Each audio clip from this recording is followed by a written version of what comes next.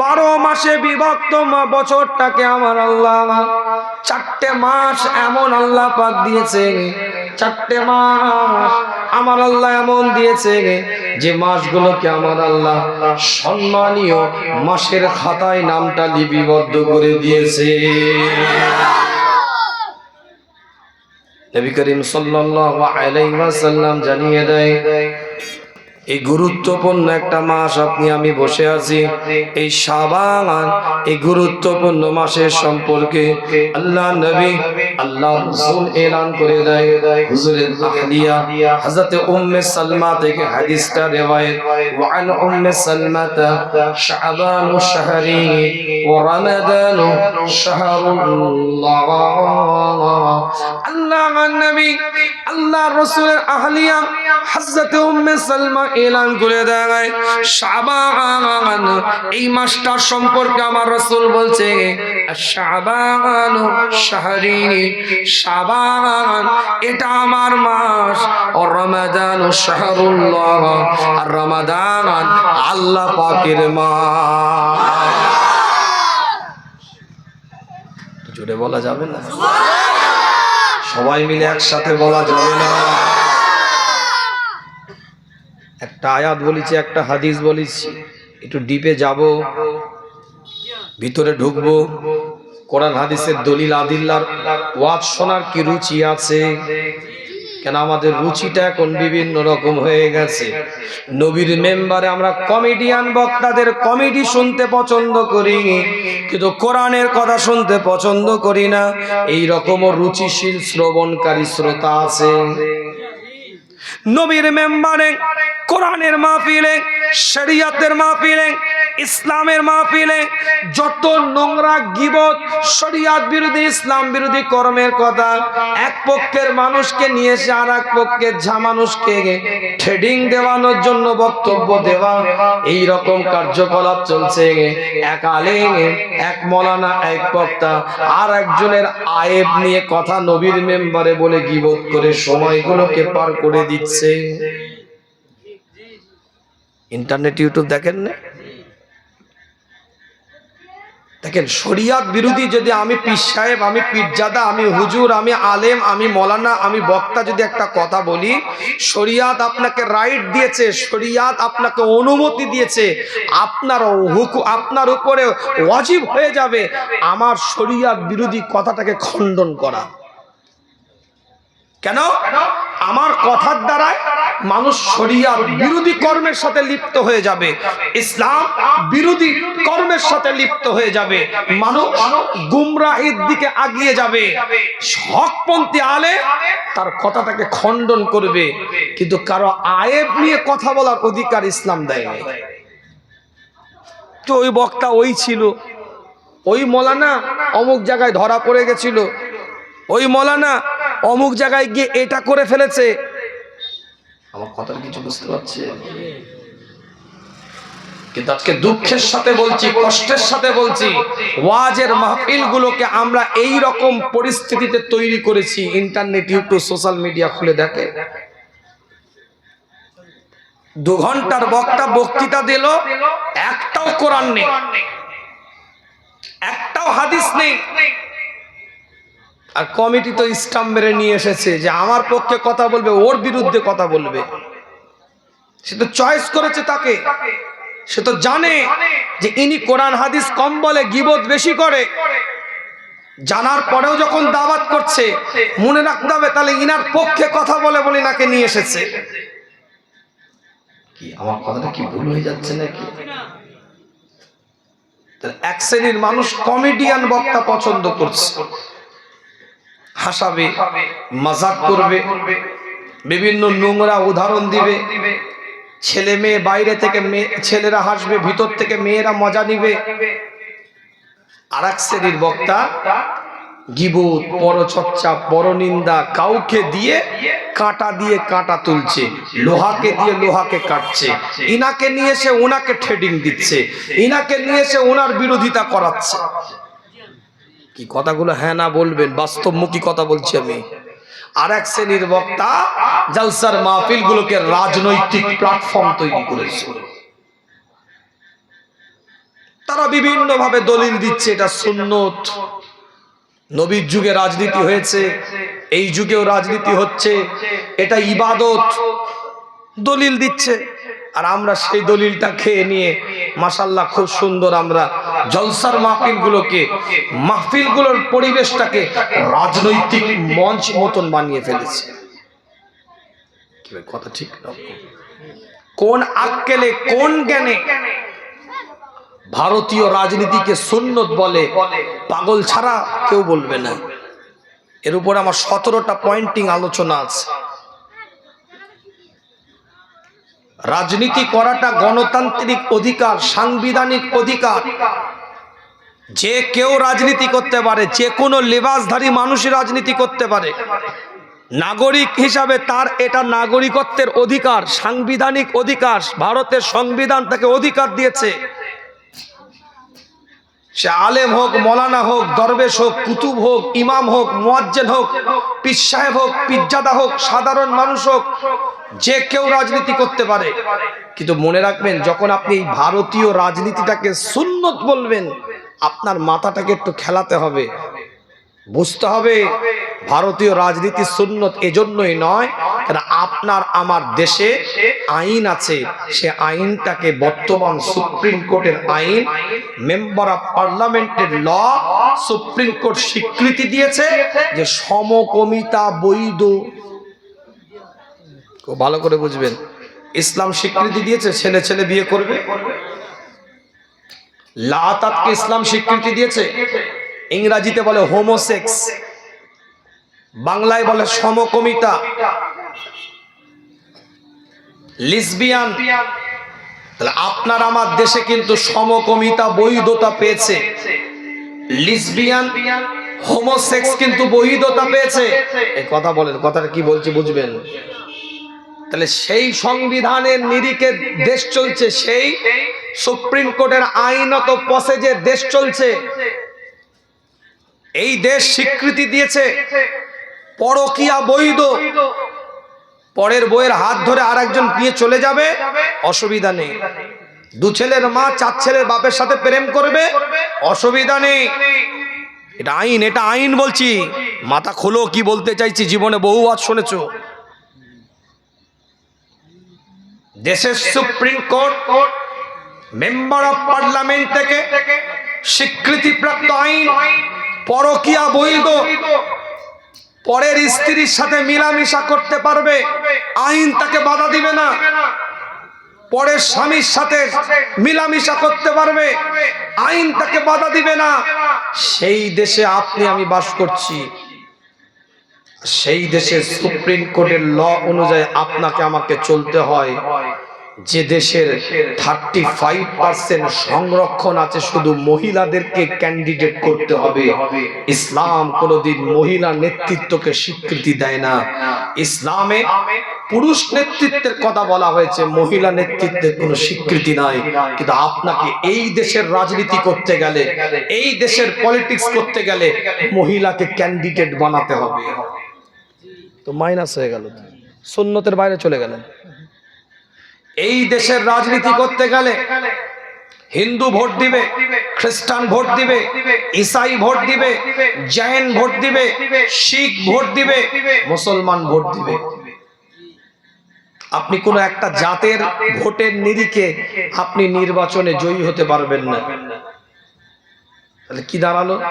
আপনি যখন জিতে গেলেন, আপনার ধর্ম নয় আল্লাহকে সেজদা দিয়ে শুকরিয়া আদায় করলো। অন্য ধর্মের মানুষ তো ছেলে মেয়ে ডিজে লাগিয়ে ড্যান্স করে সে তার প্রভুর শুকরিয়া আদায় করবে। কি কথাটা মনে বুঝতে পারেন না? আপনার ধর্ম আপনাকে শিখিয়েছে যেভাবে শুকরিয়া আদায় করার দরকার, সেভাবে আপনি শুকরিয়া আদায় করলেন আপনার নেতা জিতেছে বলে। তার ধর্ম তাকে তো শিক্ষা দিয়েছে, খুশিতে কি করবে সে তো তার মতন করবে, ডিজে লাগাবে, ড্যান্স করবে, আবির খেলবে, তোমাকে দেখতে হবে। তাহলে ওটা সুন্নত হলো কি করে, ইবাদত হলো কি করে? আপনি বলেন আমি রাজনীতি করছি, ঠিক আছে, গণতান্ত্রিক অধিকার আপনি করতে পারেন, ব্যাখ্যা ভুল নেবেন না, আমি কারোর বিরুদ্ধে নয়, কারো পক্ষে নয়, আমি শরীয়তের পক্ষে কথা বলেছি, ইসলামের আইনের পক্ষে কথা বলেছি। মানুষকে ভাওতা বুঝাবে এটা মেনে নিতে পারবো না আমি। আসুন বসুন, আমার সাথে কথা বলুন। আপনি যদি আমার কথাকে কন্ডেম করে দেন, কেটে দেন, কান ধরে ওপেন, আমি মাপ চেয়ে নেবো। আপনি লজিক দিয়ে আমাকে কথা বোঝাতে হবে। আমি ফিলোসফিতে পড়াশোনা করেছি, আপনার মতন আপনি গাজোয়ারি করলে হবে না তো। কথা ঠিক হচ্ছে। কেউ রাজনীতি করলে তার রাজনীতি করাটা ব্যক্তিগত অভিরুচি। আবার বুঝেন, তার গণতান্ত্রিক অধিকার, তার সাংবিধানিক অধিকার। কারোর রাজনৈতিক করাটাকে আমি বিরোধী করি না, কিন্তু তাদের রাজনীতিটাকে নতুন ভাবে মানুষের কাছে প্রমোট করতে গিয়ে সুন্নত বলা, ইবাদত বলা, নবীর রাজনীতির সাথে তুলনা করা, কথা বুঝতে পারছেন, সাহাবাদের রাজনীতির সাথে তুলনা করা, এটার বিরোধিতা আমি করব। এটা ভুল। আমার কথাটা বোঝা গেল না বোঝা যায়নি? তাহলে এতগুলো কথা কেন বললাম ভালো করে আবার বুঝেন। কেউ কমেডিয়ান বক্তা পছন্দ করে, কেউ আবার যত ঠাট্টা মাজাক করবে, আবার কেউ রাজনীতিক কথা হবে সেরম বক্তা নিয়ে আসে। এখন পক্ষের বিপক্ষে চলে গেছে, পরিষ্কার কথা।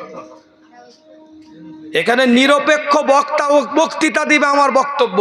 এখানে সব ধরনের রাজনৈতিক দলের মানুষ বসে থাকবে। মনে করবে কেন আমাকে এই ঘেঁষা, এই কালারের, এই জার্সিধারী? আমার কথা কিছু বুঝতে পারছি না। আপনার মধ্যে আমার বক্তব্য, আমার বক্তৃতা, আমার চিন্তা, আমার চেতনা, আমার ভাবনার মধ্যে এমন কিছু কথাবার্তা আপনাদের কাছে আসবে, সেই দ্বারায় আপনি ভাববেন কেন ইনি এই ঘেঁষা, ইনি এই কালারের, ইনি এই জার্সিধারী, ইনি এই লবির, ইনি এই পন্থীর। এটা আপনার মনে হবে কেন? কেন আমাকে শরীয়তের লেবাসে থাকি সেই রকম বক্তব্য দিতে হবে। ইসলামের আইনে যেন আমি আছি এই রকম বক্তব্য আমাকে দিতে হবে। কোন পন্থী নয়, রসুল পন্থী যেন হয় এরকম বক্তব্য দিতে হবে। আমাকে লবির মনে করছেন কেন আপনি? এত লবিবাজি হয়ে গেছে। ও এই হুজুর, উনি তো ওই ঘাসা আছে, ওই পক্ষের লোক যাচ্ছে। ও এই হুজুর, ইনি তো এই ঘাসা আছে, এই পক্ষের লোক যাচ্ছে। আপনি নিরপেক্ষতার জায়গায় থাকেন। মসজিদের ইমাম কারো পক্ষের কারো বিপক্ষের হয় না। জলসার বক্তা কারো পক্ষের কারো বিপক্ষের নয়। যেটা ঠিক সেটা ঠিক বলবে, যেটা বেঠিক সেটাকে বেঠিক বলবে। এটা বক্তার আদর্শ হবে। কি ভাই, কথা ঠিক বললাম না? বলবো না, আলোচনা হবে তো নাকি? মন খারাপ করবেন না। দিন বুঝেন, ইসলাম বুঝেন, মন খারাপ করার কিছু নেই। ভুল যেটা হবে, আমার ভুল হলে সংশোধন করব, আপনাদের ভুল হলে আপনারা সংশোধন করবে। বোঝার ভুল হলে বুঝে নিন জিনিসগুলো। কথা বুঝতে পেরেছেন? হ্যাঁ, আপনি কাউকে ব্যক্তিগত ভালোবাসেন, 100 বার বাসবেন, কেন বাসবেন না? আপনি ভালোবাসবেন না তো কে ভালোবাসবে? ভালোবাসার জন্যই তো আপনি মুজাদ্দেদে জামানের ভক্ত। কি ভাই, কথা ঠিক না বল? মহাব্বত আপনি করতেই পারেন, কারোর প্রতি কারো বেশি মহাব্বত আসতেই পারে, থাকতেই পারে, কিন্তু নীতির জায়গায় যেন ব্যালেন্স ঠিক থাকে, আদর্শের জায়গায় যেন ব্যালেন্স ঠিক থাকে। আমার কথায় রাগ করলেন, কষ্ট পেলেন? কে কে খুশি দুটো হাত তুলে একটু দেখান দেখি। কে কে খুশি দুটো হাত তুলে একটু দেখি। টনটনে দুটো হাত, একটা নয় দুটো হাত। একটা তকবীরের ধ্বনি দেন দেখি। নারায়ে তাকবীর। এ আওয়াজে হবে না, ইমানদারের মতন একটা জজবা নিয়ে, হাল নিয়ে চিৎকার আওয়াজ দিয়ে বলেন নারায়ে তাকবীর, নারায়ে তাকবীর, নারায়ে তাকবীর। সিলসিলায়ে ফুরফুরা শরীফ, সিলসিলায়ে ফুরফুরা শরীফ, মাসলাকে মুজাদ্দিদে জামাত, মাসলাকে মুজাদ্দিদে জামাত। নারায়ে তাকবীর। তাহলে একটা বছরকে আল্লাহ পাক 12টা ভাগে বিভক্ত করে দিলেন। কোরআন জানিয়ে দিলেন সূরাতুত তাওবা 36 নম্বর আয়াতে। হাদিসের মধ্যে হুজুর বলছেন শাবান হচ্ছে আমার মাস, রমাদান হচ্ছে আল্লাহর মাস। অন্য হাদিস দ্বারা প্রমাণিত। এটাও হযরতে উম্মে সালমা রাদিয়াল্লাহু তাআলা আনহা থেকে হাদিসটা দেওয়া। আল্লাহর নবী নবী মুহাম্মদুর রাসূলুল্লাহ সাল্লাল্লাহু সাল্লাল্লাহু আলাইহি ওয়াসাল্লাম এলান করে দেন, কিতাবটা খুলে দেখেন, না বানওয়াটি আলোচনা আপনাদের খিদমতে নয়। ওয়ান উম্মে সালমাতা ক্বালাত মা রাআইতু রাসূলুল্লাহ সাল্লাল্লাহু আলাইহি ওয়াসাল্লাম, হযরত উম্মে সালমা থেকে হাদিসটা riwayat, তিনি বলছেন আল্লাহর নবী আল্লাহর রাসূল এলান করে দিয়েছে। হুজুর বলছেন, তিনি বলেন আমি মা রাআইতু রাসূলুল্লাহ সাল্লাল্লাহু আলাইহি ওয়াসাল্লাম, তিনি riwayat করছে আল্লাহর নবী আল্লাহর রাসূল ইয়াসুমু শাহরাইনি মুতাতাবিআইনি ইল্লা শাবান আও রমাদান। আল্লাহর নবী আল্লাহর রাসূলের আহলিয়া হযরত উম্মে সালমা বলছে আমি আমার রাসূলকে শাহরাইনি মুতাতাবিআইনি, দুটো মাস টানা হুজুরকে কখনো রোজা রাখতে দেখি নাই, সিয়াম পালন করতে দেখি নাই, সিয়াম আদায় করতে দেখি নাই, ইল্লা শাবান আও রমাদান, শাবান আর রমাদান যে টানা রোজা রাখতেন, এই রকম শাবান আর রমাদান ছাড়া হুজুর কখনো দুটো মাস টানা রোজা রাখেন না। সাহাবা ইকরাম হুজুররা বলেন আল্লাহর নবী নবী মুহাম্মদুর রাসূলুল্লাহ সাল্লাল্লাহু আলাইহি ওয়াসাল্লাম যখন শাবানের চন্দ্রটা হুজুর দেখতেন, হুজুর রোজা রাখতে আরম্ভ করে দিতেন, সিয়াম পালন করতে আরম্ভ করে দিতেন, রোজা রাখতে শুরু করে দিতেন, যতক্ষণ পর্যন্ত আমার নবী রমাদানের শেষে সওয়ালের চাঁদটা না দেখতেন, অর্থাৎ ঈদুল ফিতরের চাঁদটা হুজুর না দেখতেন, আল্লাহর নবী রোজা রাখা বন্ধ করতেন না। টানা 2 মাস হুজুর রোজা রেখে কাটিয়ে দিয়েছে। সাহাবা ইকরাম হুজুররা বলেন আল্লাহ পাক কোরআনের মধ্যে এলান করেছেন কুতিবা আলাইকুমুস সিয়াম কামা কুতিবা আলাল্লাযিনা মিন ক্বাবলিকুম লাআল্লাকুম তাত্তাকুন। আল্লাহ পাক কোরআন শরীফের মধ্যে বলছে কুতিবা আলাইকুমুস সিয়াম কামা কুতিবা আলাল্লাযিনা মিন ক্বাবলিকুম লাআল্লাকুম তাত্তাকুন। একটা মাস আল্লাহ পাক রোজা রাখা বাধ্যতামূলক করেছে। সাহাবারা বলছে আমরা মনে করতাম আমাদের উপরে আমার আল্লাহ এক মাস রোজা রাখাকে বাধ্যতামূলক করেছে, কিন্তু আমার নবী মুস্তাফা এত শাবানে তাকিদ দিয়ে রোজা রাখতেন, এত গুরুত্ব দিয়ে শাবানে রোজা রাখতেন, আমরা মনে মনে ভাবতাম আমার নবীর উপরে কি আলাদা করে আল্লাহ আয়াত নাজিল করে 2 মাস রোজা রাখা কি ফরজ করে দিল নাকি? এত মনোযোগ কেন, এত তাকিদ কেন রোজাতে? কিতাবটা খুলে দেখেন, আমি বলি না, পরিষ্কার করে লেখা আছে আল্লাহর নবী আল্লাহ রাসূল অন্য হাদিস দ্বারা প্রমাণিত কানা ইয়াসুমু শাবানা কুল্লুহু। আল্লাহর নবী বলেন গোটা সাহাবা ইকরাম ওজনা বলে কানা ইয়াসুমু শাবানা কুল্লুহু, আমার নবী গোটা শাবানটা রোজা রেখে কাটিয়ে দিতে।